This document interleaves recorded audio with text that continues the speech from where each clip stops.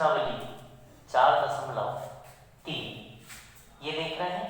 तो यहाँ प्रश्न क्या कह रहा है कि यदि निम्नलिखित द्विघात समीकरणों के मूलों का अस्तित्व हो तो उन्हें पूर्ण वर्ग बनाने की विधि द्वारा ज्ञात कीजिए। अब ये हमारे पास सवाल है, तो सबसे पहले जब हम सवाल को लिखेंगे तो पहले यहाँ देख लें कि हमको क्या करना है कि मूलों का अस्तित्व है या नहीं, ये पहले हमें याद करना है। तो इसके लिए हमको क्या करना पड़ेगा, ये समीकरण है 2x की घात 2 ऋण 7x धन 3 बराबर 0 की तुलना किससे कर देंगे हम, तो ये कर देंगे ax स्क्वायर धन bx धन c बराबर 0 से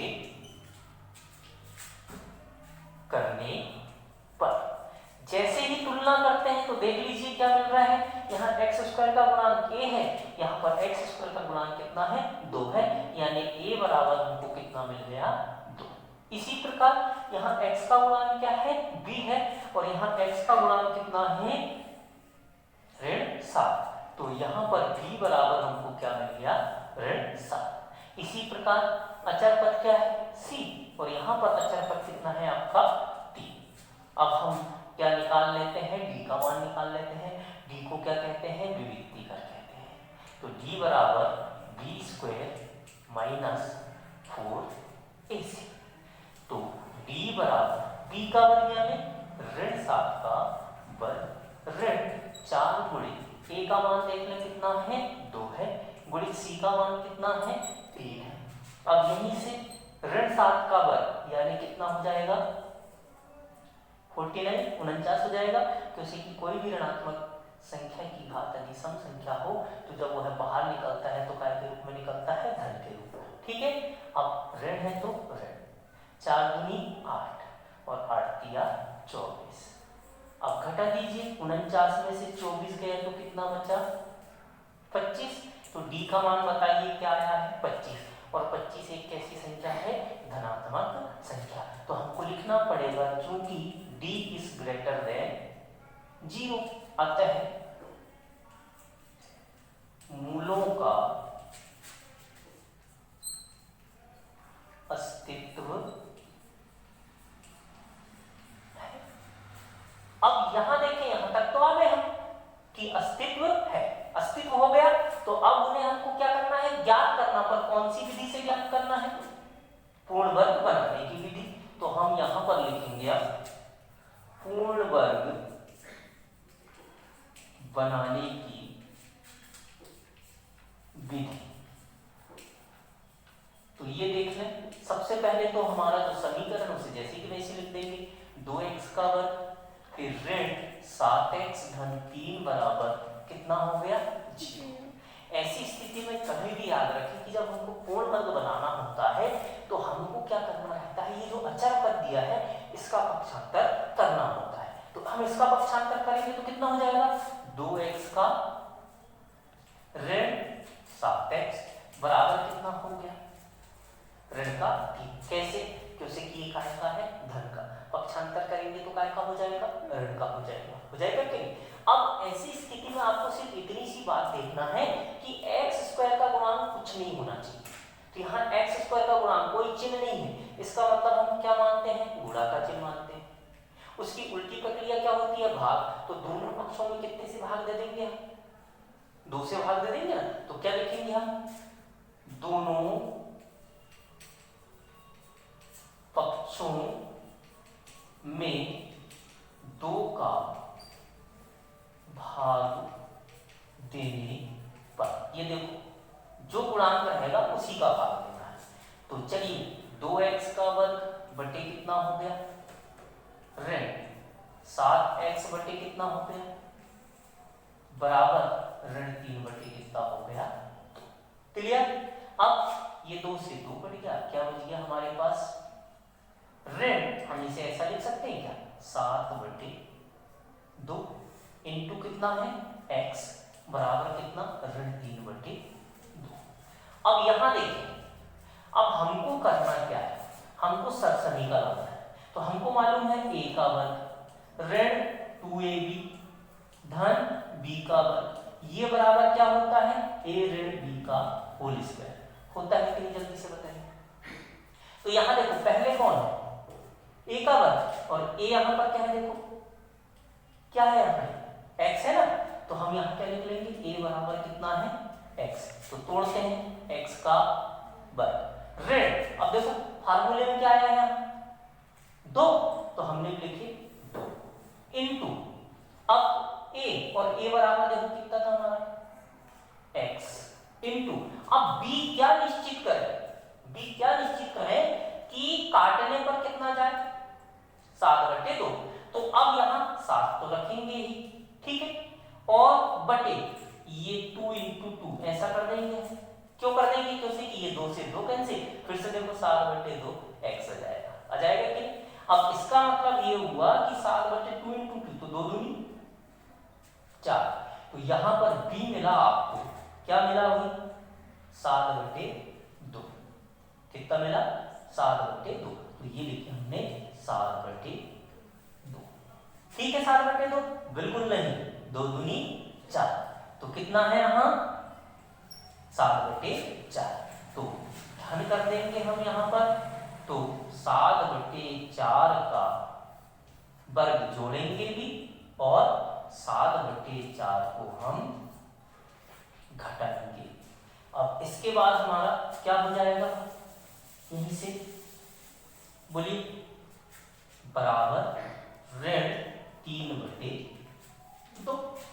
अब ये देखो, ये पूरा की पूरा क्या आ गया यहां से यहां तक, देखो चलो फिर से हम करते हैं इसको, x का ऋण 2, ठीक है, इंटू a इंटू b का मान 7/2 दूनी, ठीक है, धन 7/4 का वर्ग ऋण 7/4 की घात 2 बराबर ऋण 3/2, कितना हो गया 2। अब ये पूरी सर समीकरण है, तो a ऋण b का होल वर्ग होगा, तो ये a का मान कितना है आपका x ऋण b का मान देखो कितना है 7/4, और इसका क्या हो गया वर्ग ऋण, चलो 7 का वर्ग यानी और 4 का वर्ग यानी बराबर ऋण 3/2। चाहो तो आप यहाँ बता दीजिए फार्मूला, a का वर्ग ऋण 2ab धन b का वर्ग बराबर a ऋण b का होल स्क्वायर, ठीक है, और a बराबर आपको कितना मिल रहा है x, और b बराबर कितना मिल रहा है 7/4। अब यहीं से देखो x ऋण 7/4 की घात कितनी हो गई 2, ये ऋण का है, उधर जाके काय का हो जाएगा धन का, तो ऋण का है तो उधर जाके कितना हो जाएगा धन का, तो 49 कितना हो गया भाई 16, ऋण कितना हो गया 3/2। अब यहीं से हम करते हैं, देखिए जरा, चलिए x ऋण 7/4 की घात कितनी हो गई 2 बराबर, अब एलसीएम तो कितना आएगा 16 जाएगा। अब यहां देखें जरा, 16 आ गया, 16 का भाग 16 में तो कितने बार गया एक बार, और 1 का गुणा 49 में कर दिए तो कितना आ गया यहाँ पर 49, काय का चिन्ह है फिर ऋण का, तो ऋण 2 का भाग 16 में तो कितने बार गया 2 8 16, कितने बार 8 बार, और 8 का गुणा 3 में करेंगे तो 8 या 24। चलिए यहीं से हल करते हैं, तो x ऋण 7/4 की घात 2, 49 में से 24 गए तो 25 बटे कितना हो गया 16। अब यही देखना x ऋण 7/4 की घात 2 बराबर, इसको हम 5/4 की घात 2 ऐसा लिख सकते हैं, ठीक है, परंतु जब ऐसा लिखोगे तो यहां पर आपको प्लस माइनस लिखना पड़ेगा ऐसा, ठीक है, वर्ग से वर्ग कैंसिल, तो x ऋण 7 कितना हो गया बराबर कितना आ गया प्लस माइनस 5/4, ठीक है। अब कौन सा चिन्ह लेंगे हम बोले धन चिन्ह लेने पर। चलो लेते हैं, कितना हो गया x ऋण 7/4 बराबर 5/4, इंप्लाइज दैट यहीं से, ठीक है। तो देखो अब यहीं से ये 7/4 का कर देंगे पक्षांतर, तो क्या बचा x बराबर ऋण का है तो उधर जाके धन का, तो कितना हो गया आपके पास 5/4 धन 7/4, दोनों का एलसीएम लो। चलो लो एलसीएम, कितना आया 4, तो हर समान हो तो उसको जैसे कैसे लिख देंगे 5 धन 7, तो x बराबर 12/4, 4 कम 4 दिया 12, तो x बराबर कितना आ गया भाई हमारे पास, इतना हो गया। अब भाई इधर अपने पास जगह नहीं है तो अपन क्या कर लेते हैं, यही कर लेते हैं, यहाँ शुरू में जाते, ये देख लीजिए, ठीक है। कौन सा चिन्ह लेने पर, ऋण चिन्ह लेने पर। तो देखो जरा x ऋण 7 कितना हो गया 4 बराबर, देखो ऋण चिन्ह लेंगे तो ऋण का 5/4, तो ये लिखा हमने ऋण का 5/4, क्लियर। अब x बराबर ऋण का 5/4, ऋण का है पक्षांतर कर दो, धन 7 कितना आ गया 4, तो x बराबर एलसीएम लेंगे कितना आ जाएगा, बोलो हर समान है, अंश को जैसी वैसे लिख देंगे, तो ऋण 5 धन 7, तो x बराबर 7 में से 5 गए 2/4, 2 कम 2, 2 दूनी 4, तो x बराबर कितना आ गया आपका। अब यहाँ x की देखो कितनी वैल्यू 80 और एक कितनी आ गई हमारी 1/2, तो उत्तर में क्या लिख देंगे, अतः मूल कितने कितने होंगे 3 और 1/2 होंगे। और एक चीज और इसमें कभी भी याद रखना कि आप जब हल करते हो, हल करने पर ये जो राइट हैंड साइड आया ना पर, हल करने पर वही जाता है जहां से आप d का मान निकालने जाते हो, तो d का मान देखो यहाँ कितना है 25, यहाँ अंश में देखो कितना है 25, ठीक है। तो क्लियर हो गया आपकी स्टेप। अब हमारा ये कौन सा क्वेश्चन है, सेकंड। इसमें भी क्या बोल रहा है, द्विघात समीकरण के मूलों का क्या ज्ञात करो, अस्तित्व हो तो पूर्ण वर्ग बनाने की विधि से इन्हें ज्ञात कीजिए। तो हम सबसे पहले क्या करेंगे, 2x का धन x ऋण 4 बराबर 0 की तुलना किससे कर देंगे, ax का वर्ग धन bx धन c बराबर 0 से करने पर। तो a बराबर देखो, a बराबर कितना मिल जाएगा यहां से 2, b बराबर कितना मिलेगा, यहाँ गुणांक कुछ नहीं है तो हम अपनी तरफ से क्या मानेंगे 1, और c बराबर देख लीजिए कितना है ऋण 4, ठीक है। अब हम क्या निकालेंगे, d बराबर b का वर्ग माइनस 4ac। चलिए d बराबर कितना हो जाएगा, d यानी 1 का वर्ग ऋण 4 गुणित a का मान देखो कितना है, ठीक है, ऋण c का मान बोलो ऋण 4 है। अब चलो तो करते हैं, 1 का वर्ग 1 ऋण और ऋण धन 4 दूनी 8 और 8 चौक बोली कितना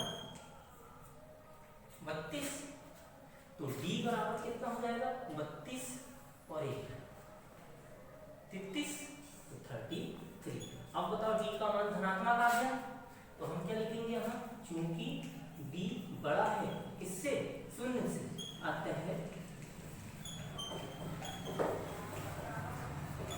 मूलों का क्या है भाई, अस्तित्व है। हो गया अस्तित्व।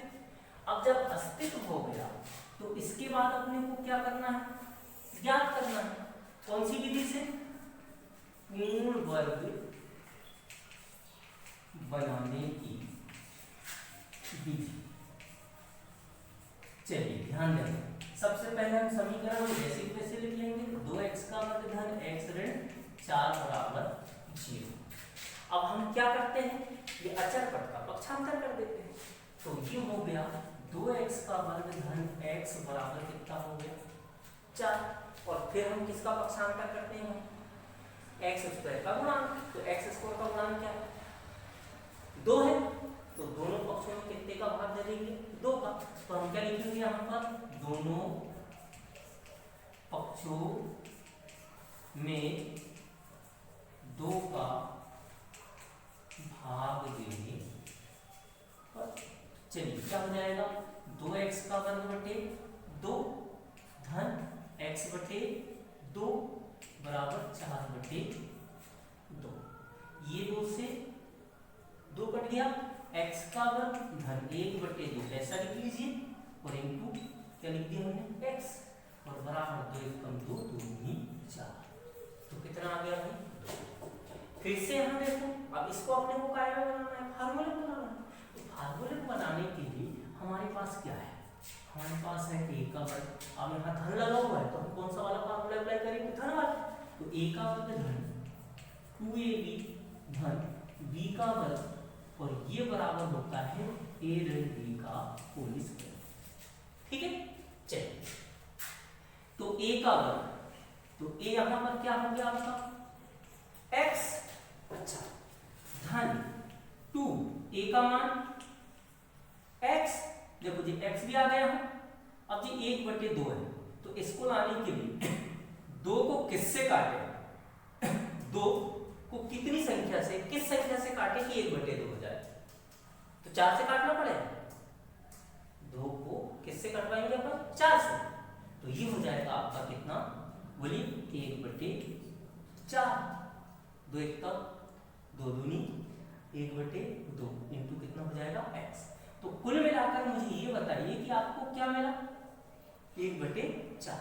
तो 1 बटे 4 का वर्ग जोड़ेंगे, और 1 बटे 4 का वर्ग हम क्या कर देंगे, घटा देंगे, और बराबर के बाद क्या बचा, देखिए आप यहाँ पर 2। तो b बराबर हमको यहाँ पर कितना मिला है भाई, 1 बटे 4। ठीक है, अब इतना भाग ले लो, देखो a का वर्ग धन 2ab, ठीक है, और धन b का वर्ग। तो ये बराबर कितना होता है, यहाँ पर देखिए a धन b का होल स्क्वायर होता है। तो चलो a मतलब क्या है, धन, b मतलब कितना है, 1 बटे 4 का वर्ग हो गया। अब ऋण है तो ऋण 1 का वर्ग यानी, और 4 का वर्ग यानी बराबर कितना, क्लियर।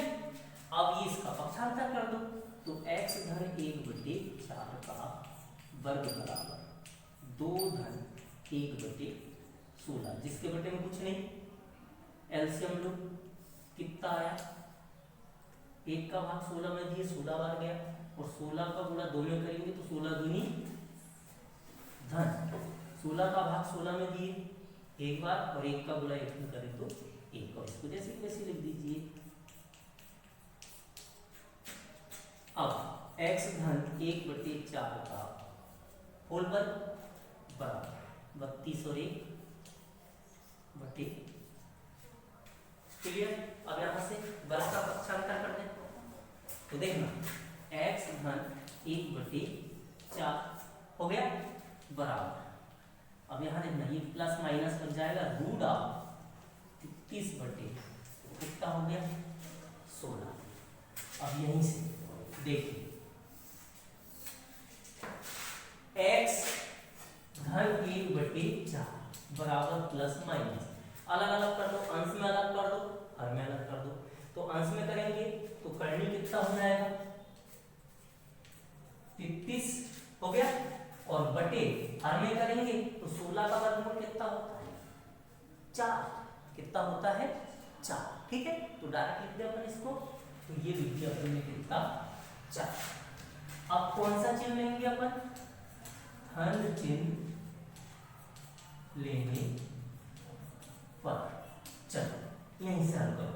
तो x धन 1/4 बराबर, धन का लेना है तो करनी थी 30 कितना हो गया 4। अब ये 1/4 का पक्षांतर कर दे, तो x बराबर करनी थी 30/4, ऋण हो जाएगा धन का इधर जाके ऋण 1/4। तो x बराबर हर समान है तो अंश जैसे कि वैसे लिख दे, 30 ऋण 1। ठीक है, तो ये किसका मान हो गया आपका, 1 मूल का मान हो गया। अब इसी प्रकार यहीं से लिख लो, कौन सा चिन्ह लेने पर, बोलिए, ऋण चिन्ह लेने पर। ले तो देखो जैसे ही ऋण चिन्ह लेंगे तो यहां देखना x धन 1/, कितना हो गया 4 बराबर ऋण का करनी थी 30/, कितना 4। अब 1/4 का पक्षांतर कर दीजिए, धन का तो उधर जाके क्या हो जाएगा ऋण का, तो ऋण करनी थी 30/4 ऋण 1/4। हर समान हो तो अंश को चिन्ह सहित जैसे कि वैसे लिख दिया जाता है, 4 है अंश जैसे वैसे, ऋण करनी थी 30 ऋण 1। चाहे तो आप ऐसा भी लिख सकते हो, यहाँ से ऋण कॉमन ले लीजिए तो करनी थी 30 धन का हो जाएगा, ऋण वाला भी धन का हो जाएगा, और बटे कितना हो गया 4। तो इस प्रकार आपके दो मूल क्या आ गए, एक करनी थी 30 ऋण 1/4 और दूसरा ऋण करनी थी 30 धन 1/4। इस प्रकार ये कौन सी विधि है हमारी, पूर्ण वर्ग बनाने की विधि से मूलों को ज्ञात करना। ठीक है।